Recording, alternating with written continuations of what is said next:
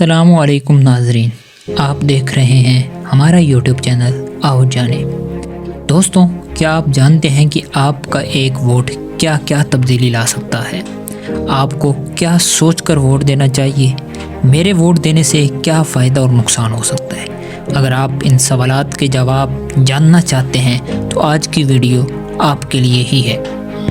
جیسا کہ آپ کے علم میں ہے کہ پاکستان میں الیکشن کی آمد ہے، ہم نے یہی ذہن میں رکھتے ہوئے آپ کے لیے الیکشن سیریز شروع کی ہے، جس میں ہم ووٹ کی اہمیت سے لے کر تمام سیاسی پارٹیوں کے منشور اور لیڈران پر بات کریں گے۔ الیکشن سیریز کی آج کی قسط میں ہم ووٹ کی اہمیت کے بارے میں بات کریں گے۔ تو دوستوں، چلتے ہیں آج کی ویڈیو کی طرف۔ آپ کا ووٹ بہت اہمیت کا حامل ہے۔ کسی بھی جمہوری معاشرے میں ووٹ ہی سب سے طاقتور چیز ہے۔ جس کے پاس جتنے ووٹ ہیں اس کے پاس اتنی ہی طاقت ہے۔ ووٹ ایک ایسی ننگی تلوار ہے جو اگر ہم نے کسی غلط بندے کے ہاتھ میں دے دی تو ہمارے ساتھ ساتھ پورے معاشرے کے لیے نقصان کا باعث ہو سکتی ہے۔ ننگی تلوار دینے سے پہلے ہم اس شخص کے بارے میں 1000 دفعہ سوچیں گے کہ یہ انسان کیسا ہے، اس کا اخلاق اور رہن سہن کیسا ہے، یہ خدا ترس ہے یا نہیں، اس میں انسانیت ہے یا نہیں، یہ قانون کی پیروی کرتا ہے یا نہیں۔ ان سب باتوں کو جاننے اور مکمل تسلی کرنے کے بعد ہم وہ ننگی تلوار اس شخص کے حوالے کریں گے۔ لیکن ہم ووٹ دیتے ہوئے ذرہ بھی نہیں سوچتے، بس بھیڑ چال میں ووٹ دے دیتے ہیں، برادری کے کہنے پر ووٹ دیتے ہیں، دوست و احباب کی ضد میں آ کر ووٹ دے دیتے ہیں، ایک ٹرانسفارمر یا سڑک کے لیے ووٹ دے دیتے ہیں۔ آپ کے ووٹ سے منتخب ہونے والا رکن اسمبلی ملک کے آئین و قانون میں کیا کیا تبدیلی لا سکتا ہے، آپ کبھی سوچتے ہی نہیں۔ آئیں میں آپ کو سوچنے پر مجبور کرتا ہوں۔ ہر سیاسی جماعت یا کوئی امیدوار اسمبلی کسی نہ کسی نظریے کی پیروی کرتے ہیں۔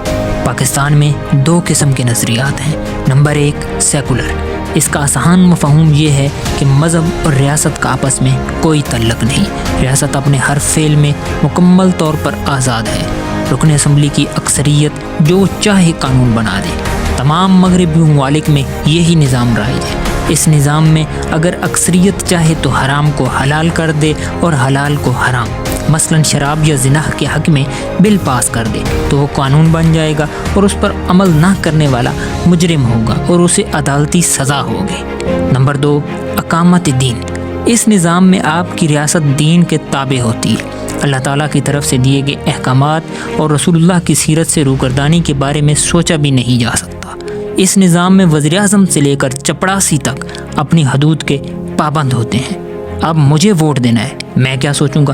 میں سب سے پہلے اپنے حلقے کے امیدواران پر نظر ڈالوں گا کہ ان لوگوں کا کردار کیسا ہے۔ اگر تو وہ کوئی وڈیرا ہے، حکمرانی کا طلبگار ہے، سرمایہ دار ہے، غیر مذہبی انسان ہے تو میں اس شخص کو بالکل ووٹ نہیں دوں گا، کیونکہ اگر یہ انسان کل کلاں جیت کر اسمبلی میں پہنچ گیا تو پھر سود کے حق میں، مردوں کی آپسی شادی، اپنی مرضی سے جنس کی تبدیلی اور غریب دشمن بل ہی پاس ہوں گے۔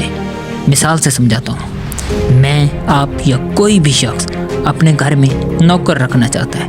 ہماری خواہش اور کوشش یہی ہوگی کہ کوئی مذہبی انسان ہو جس میں خدا خوفی کا عنصر بھی ہو، شریف بھی ہو، کام بھی بخوبی جانتا ہو اور گھر میں چوری بھی نہ کرے۔ لیکن حکمران منتخب کرتے ہوئے آپ ایسا کیوں نہیں سوچتے؟